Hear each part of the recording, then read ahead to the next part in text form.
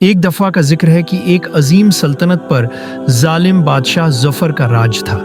بادشاہ ظفر اپنی رعایا پر بے پناہ ظلم ڈھاتا تھا، ٹیکس بڑھاتا اور لوگوں کی زمینیں چھین لیتا تھا۔ رعایا خوف میں مبتلا تھی اور کوئی بھی اس کے خلاف بولنے کی جرات نہیں کرتا تھا۔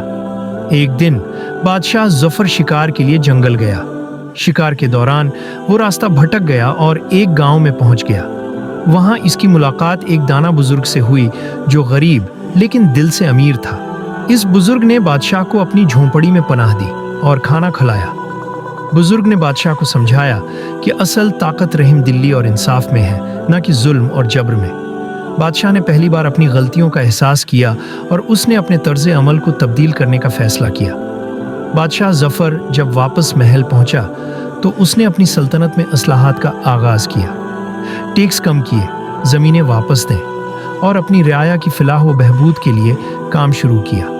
بادشاہ ظفر کا دل نرم ہو گیا اور وہ ایک رحم دل اور منصف بادشاہ بن گیا۔ بادشاہ ظفر کے اس نئے رویے سے سلطنت میں خوشحالی آ گئی اور رعایا نے سکھ کا سانس لیا۔